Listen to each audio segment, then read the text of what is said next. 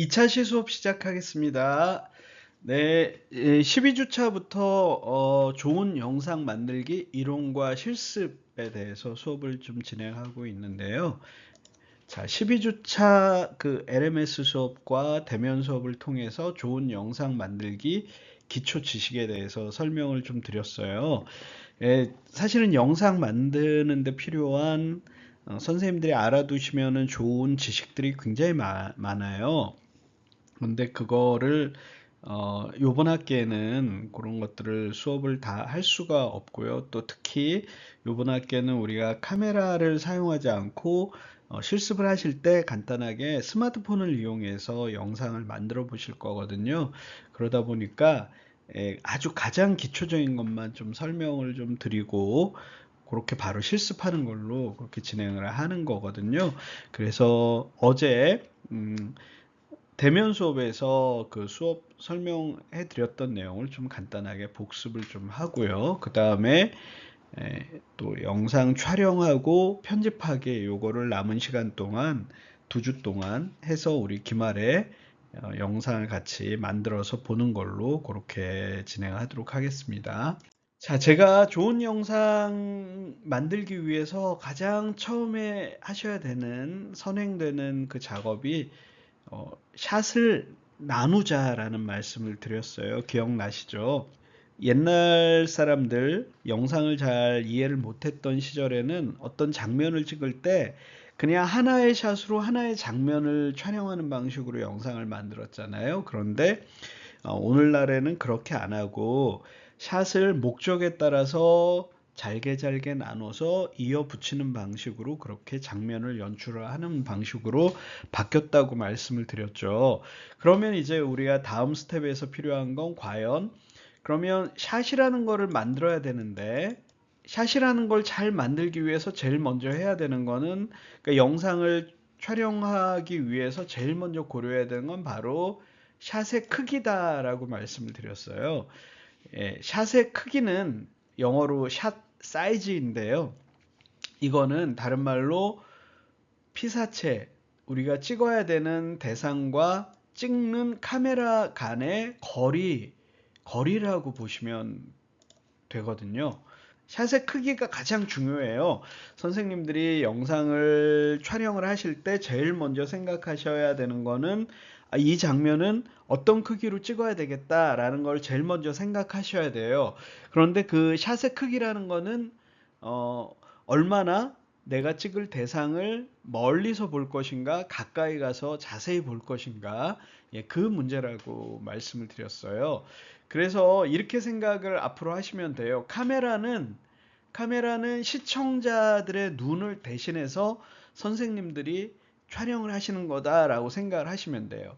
이 영상을 만든 다음에 내가 혼자만 볼 영상이면은 그런 생각을 안 하고 그냥 찍으면 되는데요. 내가 영상을 만들어서 다른 누군가와 이 영상을 같이 공유하고 싶으시다.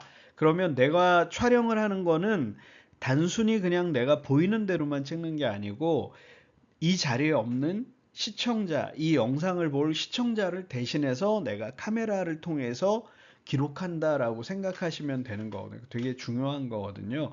그래서 제일 먼저 생각하셔야 되는 건 내가 찍을 대상, 즉 유식한 말로 피사체라고 하는 것을 가까이 가서 자세히 볼 것인가, 멀리서 전체적으로 볼 것인가, 적당한 거리에서 볼 것인가, 이거를 생각하는 게 샷의 크기라고 말씀드렸어요.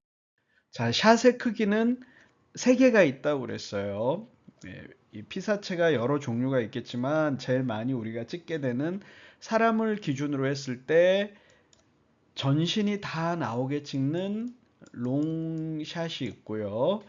그 다음에 얼굴만 확대해서 찍는 클로즈업 샷이 있고요. 중간 정도 크기로 찍는 미디움 샷이 있다고 그랬어요. 그리고 각각 요 사이사이마다 또 이렇게 샷들이 추가가 돼요. 그래서 그거 하나씩 설명을 좀 간단하게 복습하면서 넘어가도록 할게요. 자, 피사체를 가장 쉽게 찍는 방법은 피사체를 전체를 다 찍어주는 롱샷이에요. 다른 말로 풀샷이라고도 하고요. 잘리지 않게 전체를 다 넣어서 찍는 롱샷. 요거는 장점이 피사체 전체 모습을 담기도 하고 주변에 배경 정보도 담을 수가 있는 그런 장점이 있는데요. 단점은 이 피사체의 자세한 모습은 담을 수가 없죠. 그래서 이제 롱샷에 반대되는 거 클로즈업 샷. 요것도 이제 좀 알아두셔야죠. 클로즈업 샷은 이렇게 피사체의 부분을 자세하게 가까이 가서 찍는 거를 클로즈업 샷이라고 그래요. 자, 클로즈업 샷은 피사체의 세밀한 모습을 담을 수가 있고요. 구체적인 정보를 담을 수 있는 대신 클로즈업 샷은 뭐가 안 되냐면 전체적인 정보를 담기가 어려워요. 그러니까 각각 두 샷은 서로 목적이 다른 샷이에요. 자, 그 다음에 미디움 샷. 중간 정도 크기에서 이렇게 조금 더 롱샷보다는 피사체에 조금 더 가까이 다가가서 이 사람의 표정이나 이런 감정 상태도 담을 수 있지만 동시에 어느 정도 전체적인 모습도 담을 수 있는 이 중간 사이즈를 미디움 샷이라고 이야기를 하고요. 자, 그 다음에 이제 미디움 샷을 기준으로 해서 미디움 샷은 보통 허리 정도를 담는 거를 미디움 샷이라고 그러는데 그거보다 조금 더 멀리서 찍는 거를 미디움 롱샷이라고 하고요. 미디움 롱샷. 그 다음에 미디움 샷보다 조금 더 근접해서 찍는데 클로즈업 샷 요 중간에 들어가는 건 당연히 미디움 클로즈업 샷이 되겠죠. 다른 말로 바스트 샷, 가슴 정도에서 찍는다. 그래서 바스트 샷이라고 이야기를 해요. 그 다음에 두 개가 더 남았는데요. 아주 멀리서 찍는 거죠. 피사체가 작게 들어가게 찍는 거. 익스트림 롱샷. 여기서는 피사체가 중요한 게 아니고 이 배경 정보가 더 중요한 거죠. 그 다음에 익스트림 클로즈업 샷. 클로즈업 샷보다도 더 근접해서 아주 부분을 확대해서 찍는 특별한 경우에 사용을 하는 익스트림 클로즈업 샷. 이렇게 이제 총 7개의 샷으로 구성이 되어 샷의 크기가 이렇게 7개의 샷으로 구성이 되기 때문에 자, 선생님들이 이제 영상을 만드실 때 이 7가지 샷 사이즈를 다 쓰실 필요는 없지만 이게 다 목적이나 이 샷이 가지고 있는 정보들이 다르기 때문에 이런 것들을 잘 찍어 놓으시면은 나중에 이걸 잘 편집하면 영상이 풍부하고 입체적인 정보를 줄 수가 있겠죠. 자, 다음으로 고려하셔야 되는 거는 샷의 앵글인데요. 앵글은 다른 말로 우리가 각도라고 이야기하거든요. 각도. 이걸 뭐라고 얘기하면 되냐면 카메라가 피사체를 바라보는 각도. 자, 샷의 크기는 카메라와 피사체 간의 거리라고 했죠. 앵글은 카메라가 피사체를 바라보는 각도예요. 그러니까 피사체 즉 대상을 위에서 내려다 볼 것인가, 밑에서 올려다 볼 것인가, 눈높이에서 볼 것인가의 문제거든요. 요거는 되게 간단한 문제 같지만 여기에는 그 피사체에 대한 평가가 들어가 있는 거예요. 이 사진을 보시면 동일한 여자는 아니지만 비슷한 조건을 가진 여자를 하나의 샷에서는 올려다보고 하나의 샷은 내려다봤는데요. 이렇게 느낌이 달라지는 거예요. 어떤 각도로 앵글로 보느냐에 따라서 피사체의 느낌이 달라요. 그러니까 의미가 부여가 되는 거거든요. 이 피사체에 대해 평가가 들어가는 거예요. 왼쪽 이 피사체 같은 경우는 이렇게 밑에서 올려다보면서 찍으면 더 사람이 커 보이고 당당해 보이고 좀 위압적으로 보이고 그런 특징이 있고요. 이렇게 내려다보게 되면 사람이 좀 더 왜소해 보이고 작아 보이고 좀 약해 보이고 그런 특징이 있어요. 그리고 또 이렇게 올려다 보게 되면은 정보가 부분적인 정보만 들어오는 대신 내려다 보면 전체 정보가 다 담기는 이런 서로 간의 그 역할이나 기능이 서로 다른 거예요. 그래서 앵글은 어떤 종류들이 있는지 살펴보도록 하겠습니다. 아이 레벨이에요. 아이 레벨. 요건 눈 높이에서 찍는 거예요. 가장 중립적인 앵글이죠. 가치가 피사체에 대한 가치 판단을 하지 않고 그냥 피사체를 객관적으로 찍는 게 아이 레벨이에요. 근데 여기서 선생님들이 주의하셔야 되는 건 눈높이라는 거를 자기 눈높이가 아니라는 거죠. 촬영하는 사람이 자기 눈높이에서 찍는 게 아이 레벨이 아니고요. 그냥 내가 카메라 들고 내가 서서 찍는 게 아이 레벨이 아니고 이 피사체 눈높이에 맞추는 게 아이 레벨이에요. 그래서 피사체가 예를 들어서 어린이일 경우에 찍는 사람이 카메라를 좀 낮춰서 그 어린이와 눈높이에서 찍는 거, 이런 게 아이 레벨이 되는 거죠. 자, 그 다음에 하이 앵글. 하이 앵글은 높은 곳에서 피사체를 내려다보면서 찍는 거예요. 카메라가 높은 위치에 있기 때문에 하이 앵글이 되는 거고요. 이렇게 했을 경우에 피사체는 작아 보이고 약해 보이고 한눈에 다 보이죠. 이 배경 정보까지, 주변 정보까지 다 보이죠. 그리고 맞은편에 이 피사체 맞은편에 굉장히 큰 사람이나 서 있는 사람이, 높은 곳에 있는 사람이 있다는 것을 암시하기도 하죠. 그리고 이 피사체가 낮은 위치에 있는 것을 보여주기도 해요. 기생충이란 영화의 한 장면인데요. 이 반지하에 살고 있는 사람을 이렇게 하이앵글로 찍게 되는 거죠. 이 사람은 반지하에 살기 때문에 이렇게 찍히기도 했지만 동시에 이 사람이 사회적 계층이 약자라는 것을 표현하기도 하는 거죠. 자, 반대로 이제 로우 앵글인데요. 로우 앵글. 밑에서 올려다보는 걸 로우 앵글이라고 하고요. 로우 앵글로 찍으면 피사체가 더 강해 보이고 위압적으로 보이고 승리자처럼 보이고 뭔가 지배하는 사람처럼 보이기도 하고요. 만약에 이 사람 반대편에 있는 피사체가 바닥에 앉아 있거나 누워 있거나 아니면 아주 작은 사람이 있을 경우에 이런 식으로 찍어주면 되는 거죠. 이렇게 이제 위압적으로 보이는 대신 사람이 부드러워 보이지는 않죠. 이렇게 찍으면. 그리고 주변 정보들이 제한적으로 보이죠. 그 다음에 이것도 이제 기생충의 한 장면인데요. 이 집 주인공 아들이 상류 사회로 다가가는 장면을 이렇게 로우 앵글로 찍은 거예요. 그러니까 이제 더 높은 곳, 지위가 높은 곳으로 가는 장면이니까 이렇게 찍는 게 맞는 거죠. 자, 그 다음에 버즈 아이 뷰가 있어요. 버즈 아이 뷰. 버즈라는 거는 새라는 말이잖아요. 새의 눈으로 봤다는 거죠. 아주 높은 곳에서 내려다보는.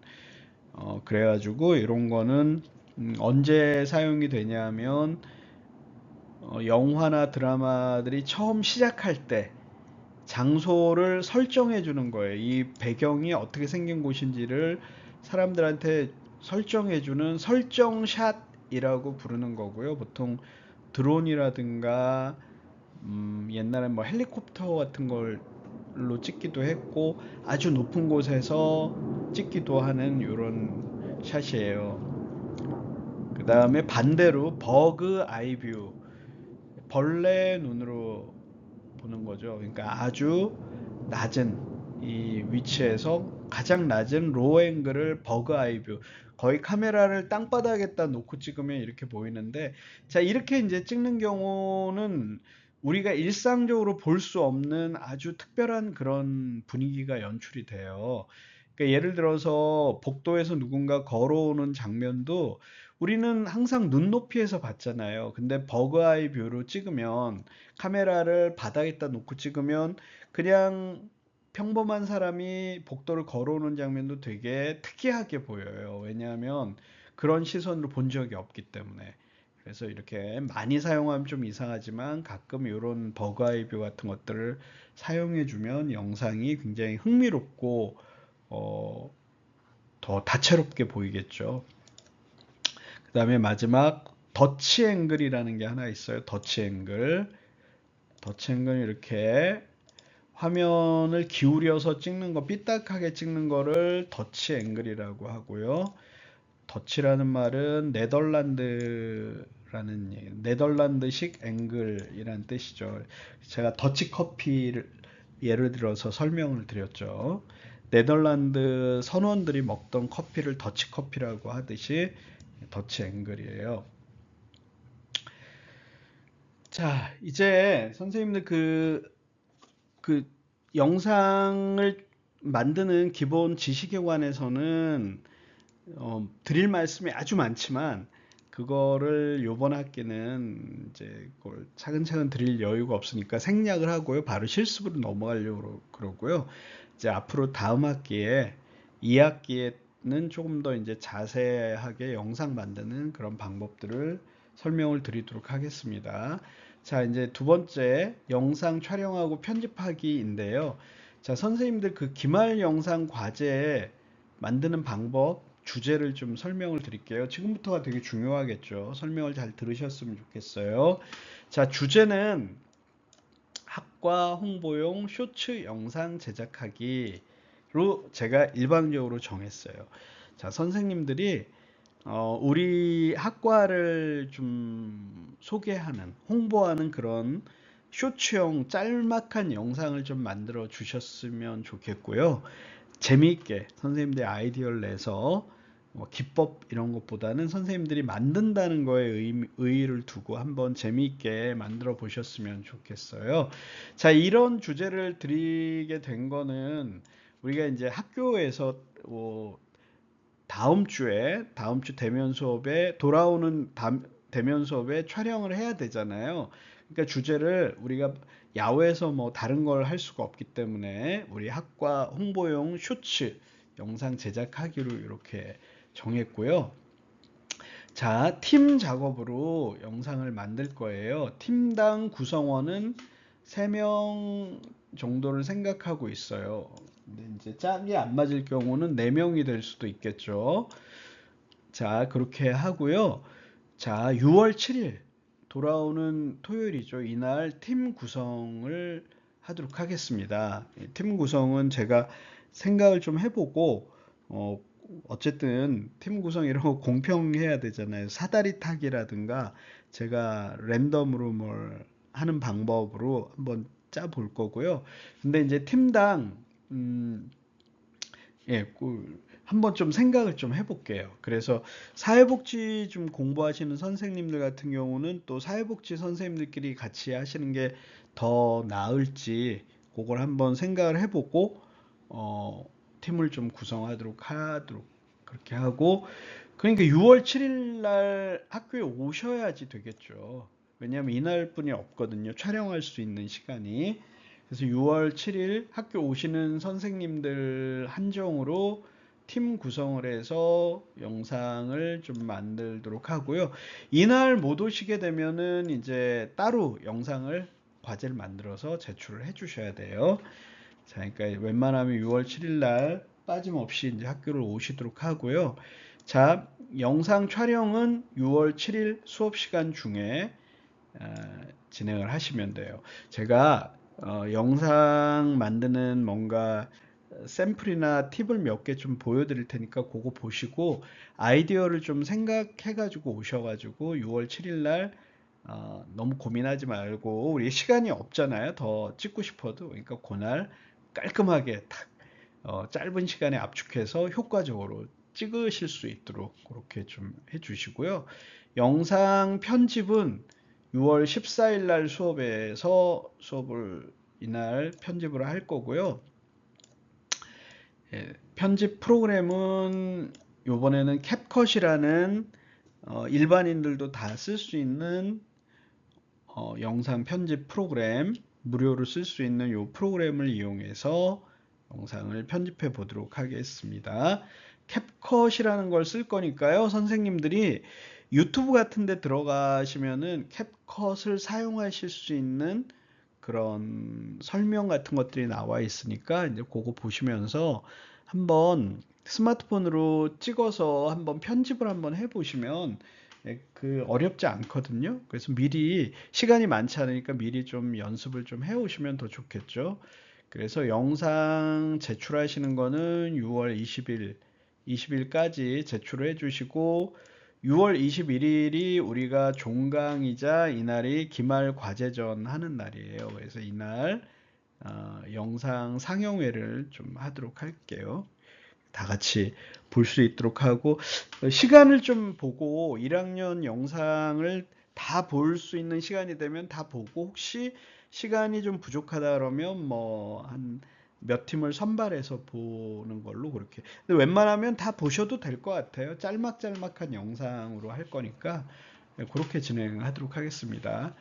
그러니까 혹시 6월 7일 날 학교를 못 오시게 되면은 저한테 꼭 연락을 주시고 떻게 기말 과제를 진행을 할지 뭐 당연하지만 지금 기말 과제는 우리 시험 대신 요걸로 지금 선생님들이 평가를 받으시는 거니까 그래도 신경을 좀 써 주셔야 되겠죠. 제가 수업 처음 시작할 때 유종의 미 말씀을 드렸는데 그런 차원에서도 좀 신경을 좀 써 주셔야 되겠죠. 자, 이제 지금부터는 선생님들이 영상을 만드실 때 조금 참고하시면 좋을 만한 테크닉 같은 것들을 몇 가지 좀 샘플 영상을 통해서 설명을 드릴게요. 그거 보시면은 되게 재미있게 영상을 조금 더 재미있게 그렇게 만드실 수 있으니까 그거 참고하셔가지고 그렇게 진행하시면 되겠습니다. 자, 선생님들이 이제 그 학과 홍보 영상 만드실 때 조금 뭐 참고하시면은 좋을 만한 영상 하나, 이렇게 만드시려는 건 아니에요. 근데 이런 식의 아이디어를 내서 만드시면은 간단하게 만드실 수 있다는 거예요. 서영아, 응? 너는 어느 도시가 제일 매력적인 것 같아? 갑자기?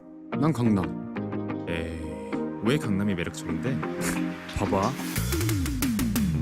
강남이 갈 만한 곳이 얼마나 많은데. K-팝의 성지인 한류스타 거리부터 세계문화유산인 선릉과 정릉도 있지. 강남하면 쇼핑을 빼놓을 순 없잖아. 그치? 압구정 로데오 거리와 청담동 명품 거리는 많은 가게들이 있어 인기가 많은 곳이야. 마지막 여기서 이제 뭐 간단하게 이제 설명을 하면서 장면들이 조금 부드럽게 전환이 되잖아요. 이런 기법들을 조금 써주시면은 어렵지 않게 영상에 조금 개성도 있고 좀 재밌게 표현을 하실 수 있을 것 같은데, 이런 표현을 하실 수 있는 방법을 영상을 또 하나 좀 보여드릴게요. 되게 간단한 방법인데, 이제 그런 것들을 응용해서 그 기말 과제에 이제 내용을 좀 구상하신 다음에 상황 설정 같은 걸 하신 다음에 그 장면 전환 같은 거는 이런 효과들을 좀 주시면 되겠습니다.